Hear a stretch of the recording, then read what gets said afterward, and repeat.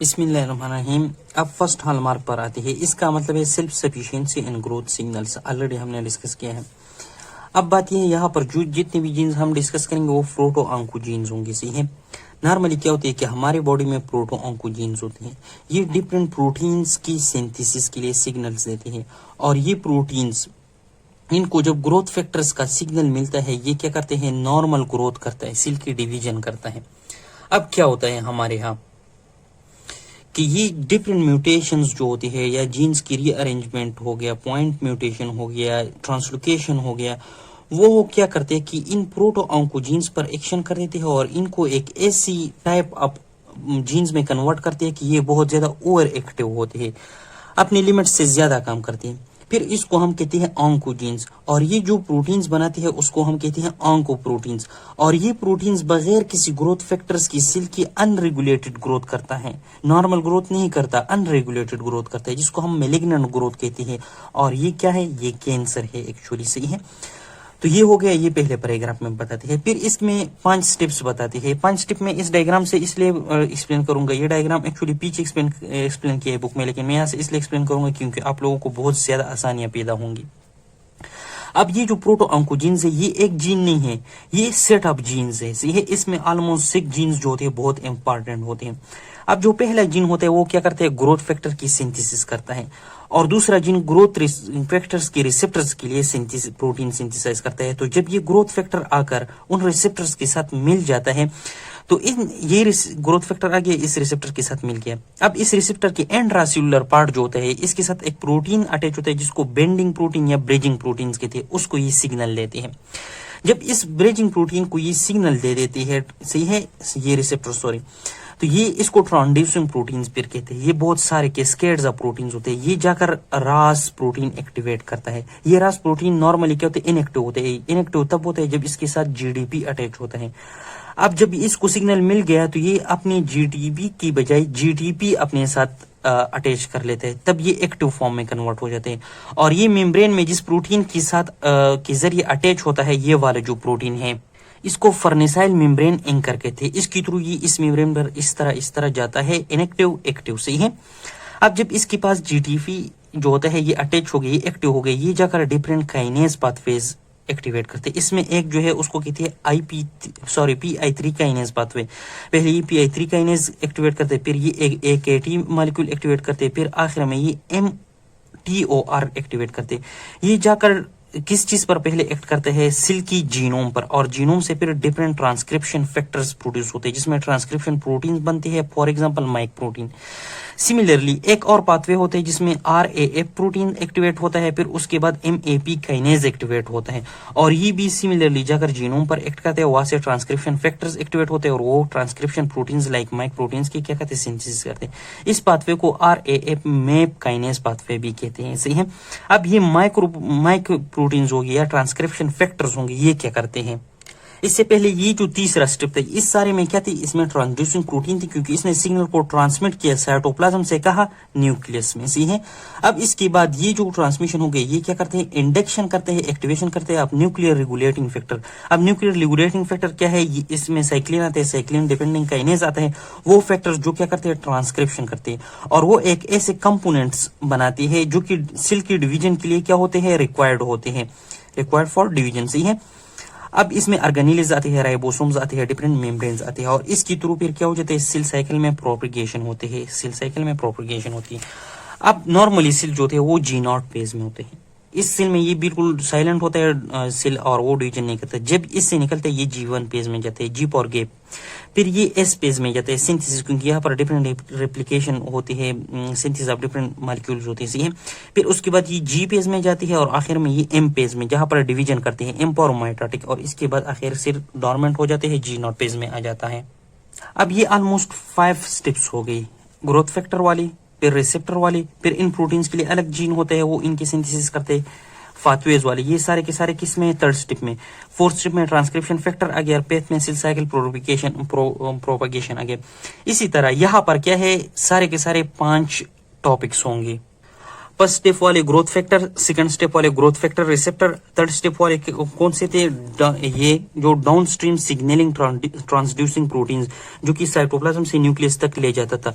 Fourth step में nuclear transcription factors हो गए, और फिफ्थ स्टेप में क्या होंगे, इस न्यूक्लियर रेगुलेटरी प्रोटीन जिसमें cyclin and cyclin dependent kinase आती है। सही है, तो ये सारे के सारे स्टेप बाय स्टेप हम पढ़ेंगे। तो पहले स्टेप पर आ जाते हैं। ग्रोथ फैक्टर में क्या है ना कि जो कैंसर सेल होते हैं वो दो मैकेनिज्म इख्तियार करते हैं। कौन कौन से मैकेनिज्म? नंबर 1, ये कैंसर सेल खुद ब खुद ग्रोथ फैक्टर प्रोडक्शन स्टार्ट करते हैं, और इन्हीं ग्रोथ फैक्टर्स के लिए रिसेप्टर्स की प्रोडक्शन भी अपने ऊपर करती है। लेट्स से ये एक सेल है, इसने ग्रोथ फैक्टर प्रोड्यूस किया, और इसने अपने ऊपर इस ग्रोथ फैक्टर के लिए क्या प्रोड्यूस किया, रिसेप्टर। अब ये जो होता है, इस ग्रोथ फैक्टर इस रिसेप्टर पर एक्शन करेगा, सेल साइकिल आगे प्रोपेगेट होगा और ये डिवीजन स्टार्ट करेगा। एक ये हो गया। दूसरा, कैंसरस सेल्स जो होते हैं, सही है, वो जो स्ट्रक्चर होते हैं उसके अंदर स्ट्रोमल सेल्स होते हैं जो नॉर्मल सपोर्टिंग सेल्स होते हैं, उनको ये सिग्नल दे देते हैं कि क्या करो, आपने प्रोड्यूस करने हैं ग्रोथ फैक्टर्स। अब ये ग्रोथ फैक्टर्स जो नाइबरिंग सेल्स होते हैं, सही है, ये स्ट्रोमल सेल्स है लेट सपोज, और ये जो है ना पेरेन्काइमल सेल है उसके अंदर, उसको सिग्नल दे देते हैं कि आपने क्या करना है, डिवाइड होना है, और ये प्रोलिफरेशन स्टार्ट करते हैं और इस तरह बहुत सारे क्लोन्स बनते हैं। तो ये दो किस्म की इसने क्या इख्तियार किया, मैकेनिज्म। अब जब ये ग्रोथ फैक्टर्स, ये जो स्ट्रोमल सेल नाइबरिंग सेल पर एक्शन करते हैं, इसको पैराक्राइन एक्शन कहते हैं। नॉर्मली क्या होते हैं, जो नॉर्मल सेल्स होते हैं वो ग्रोथ फैक्टर्स प्रोड्यूस करते हैं, लेकिन ग्रोथ फैक्टर्स के लिए जो रिसेप्टर्स होते हैं वो अपने ऊपर कभी भी प्रोड्यूस नहीं करता। मतलब ये है कि ये एक सेल है, इसने ग्रोथ फैक्टर प्रोड्यूस किया, अब ये सेल अपने ऊपर ग्रोथ फैक्टर्स कभी भी प्रोड्यूस नहीं करेगा। लेकिन ये जो रूल है यहाँ पर कैंसर के अंदर ये ब्रेक हुआ है, क्योंकि इस सेल ने अपने ऊपर अपनी ही प्रोड्यूस करने वाली ग्रोथ फैक्टर्स के लिए रिसेप्टर्स बना दिए। अब इन दोनों मैकेनिज्म के अलग अलग एग्जांपल बहुत मिक्स दिया हुआ है, मैंने सेपरेट किया है यहाँ पर। इसमें ये कहते हैं कि जो ग्लायोब्लास्टोमा होते हैं, ब्रेन ट्यूमर है, उसकी सेल्स जो होते हैं वो क्या कर देते हैं, एक किस्म की क्या ग्रोथ फैक्टर प्रोड्यूस करते हैं जिसको कहते हैं प्लेटलेट डिराइव ग्रोथ फैक्टर, और यही ही सेल अपने ऊपर उसके लिए platelet derive growth factor receptor क्या कर देते हैं, प्रोड्यूस कर देते हैं। और जब ये रिसेप्टर इसके ऊपर अटैच हो जाती है तो ये सारे प्रोसेस स्टार्ट कर देते हैं और ये सेल साइकिल के पेज में एंटर होकर डिवीजन स्टार्ट कर लेता है। दूसरा, सार्कोमास जितने भी है उसके अंदर क्या होते हैं कि ये सेल एक ग्रोथ फैक्टर की क्या करते हैं, प्रोडक्शन करते हैं, जिसको कहते हैं ट्रांसफार्मिंग ग्रोथ फैक्टर अल्फा, और इसी के लिए transforming growth factor alpha receptor के प्रोडक्शन करते हैं। और जब ये यहाँ पर अटैच हो जाते हैं तो ये सेल 20 सेल साइकिल के पेज में एंटर हो जाते हैं और अपना सेल डिवीजन स्टार्ट कर देते हैं। सही है, अनरेगुलेटेड सेल डिवीजन। अब दूसरा मैकेनिज्म वही है, जो ट्यूमरस सेल्स होते हैं उसके अंदर जो नॉर्मल स्ट्रोमल सेल्स होते हैं सपोर्ट के लिए, उनको सिग्नल दे देते हैं कि वो ग्रोथ फैक्टर प्रोड्यूस करे, और ये growth factor neighbouring cell parenchymal cell पर एक्शन करती है तो वो क्या करे, प्रोलिफरेट करे, और इस तरह ट्यूमर ग्रोथ में क्या होती है, प्रोपगेशन होती है, प्रोग्रेशन होती है, उसकी डिवीजन ज्यादा होता है। तो कैंसर सेल ये दो मैकेनिज्म इख्तियार कर लेते हैं जिसकी थ्रू फिर उसको ग्रोथ फैक्टर की जरूरत नहीं होती, ग्रोथ फैक्टर के बगैर भी वो क्या कर देते हैं, अपना डिवीजन स्टार्ट कर देते हैं। अब ग्रोथ फैक्टर रिसेप्टर जो फर्स्ट हॉलमार्क है उसकी दूसरी सब टॉपिक ऐसी है। इससे पहले बस एक छोटी सी चीज को डिस्कस करते हैं। अब हमारे जीनोम के अंदर एक सेट ऑफ जीन है जिसको कहते हैं प्रोटो ऑन्कोजीन। जब ये इसमें म्यूटेशन आ जाती है और एक्टिव हो जाते हैं तो ऑन्कोजीन्स बन जाते हैं। मतलब ये कि इसके प्रोडक्ट की जो फंक्शन होती है वो बहुत ज्यादा होती है। अब इस प्रोटो ऑन्कोजीन्स की जो सेट है इसमें जो जीन नंबर 1 होता है वो क्या प्रोड्यूस करता है, ग्रोथ फैक्टर। जी बुक में नहीं है लेकिन जरूरी है। जो दूसरी नंबर पर जीन होता है वो प्रोड्यूस करते हैं ग्रोथ फैक्टर रिसेप्टर। जो तीसरी नंबर पर जीन होता है वो प्रोड्यूस करता है सिग्नल ट्रांसड्यूसर या सिग्नल ट्रांसड्यूसिंग प्रोटीन या डाउनस्ट्रीम प्रोटीन, जो आगे हम पढ़ेंगे। फोर्थ नंबर जो जीन होता है वो क्या करते हैं, वो कोड करता है ट्रांसक्रिप्शन फैक्टर्स के लिए। और जो फिफ्थ नंबर जीन होता है वो किस चीज के लिए कहते हैं, न्यूक्लियर रेगुलेटरी प्रोटीन्स के लिए, जिसमें साइक्लिन है। और सिक्सवा जीन भी न्यूक्लियर रेगुलेटरी प्रोटीन्स के लिए एनकोडिंग करता है जिसका नाम है साइक्लिक डिपेंडेंट काइनेज। ये दोनों एक्चुअली एक साथ काम करते हैं। तो ये क्या है, ये हमारे प्रोटो ऑन्कोजीन की जो सेट है जीनोम में उसका इस तरह एक ऑर्डर है। ये एक्चुअली बहुत ज्यादा जीन्स है लेकिन ये 6 जीन जो होते हैं ये बहुत ज्यादा इंपॉर्टेंट है।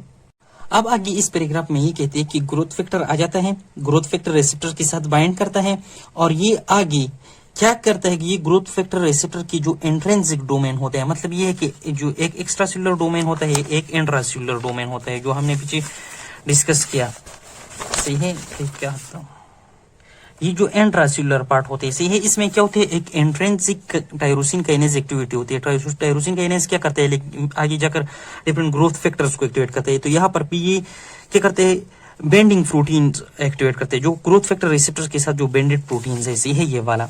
फिर आगे भी ये सारा कैस्केड होते हैं, फिर वो जाकर डाउनस्ट्रीम प्रोटीन्स को एक्टिवेट करते हैं, सही है, रास हो गया, एबीएल वगैरह हो गया, और फिर इसके आगे इस तरह सेल साइकिल एक्टिवेट हो जाएगा। ये सारे प्रोसेस जब ट्यूमर बन जाते हैं तब भी होते हैं, लेकिन क्या होता है कि इसके लिए जो रिसेप्टर के लिए जीन होता है वो ओवर एक्सप्रेस्ड होता है, जिसको फिर प्रोटो ऑन्कोजीन के बजाय ऑन्कोजीन बोलते हैं। और ये जो प्रोडक्ट्स प्रोड्यूस करते हैं उसको प्रोटो ऑन्को प्रोटीन के बजाय ऑन्को प्रोटीन कहते हैं, और वो भी बहुत ओवर एक्सप्रेस काम करते हैं। मतलब ये है, अगर पहले नॉर्मली ये एक बार होता था, अब ये 2 3 4 बार होता है, नॉर्मल के बजाय मल्टीपल टाइम्स होता है। अब यहाँ पर जो ट्यूमर बनता है, यहाँ पर भी नॉर्मल पाथवे के अंदर दो तरह चेंजेस लाते हैं, दो तरह मैकेनिज्म होता है। पहला मैकेनिज्म में क्या होता है कि ये जो रिसेप्टर्स होते हैं ये बहुत ज्यादा ओवर एक्सप्रेस हो जाते हैं, इसकी नंबर ज्यादा हो जाते हैं। जिस तरह जब एक जीन में जो कि इपिडर्मल ग्रोथ फैक्टर्स के लिए होता है, सही है, EGF के लिए वो ओवर एक्सप्रेस हो जाती है, बहुत ज्यादा हो जाती है। उसमें एक रिसेप्टर है जिसको कहते हैं ERBB1। जब ये ओवर एक्सप्रेस होते हैं तो 80% of the squamous cell carcinoma of the lungs में पाया गया, 50% ग्लायोब्लास्टोमा में, एंड हेड एंड नेक की एपिथेलियल ट्यूमर्स की ऑलमोस्ट 80 to 100% में ये पाया गया, सही है, एक ही हो गया।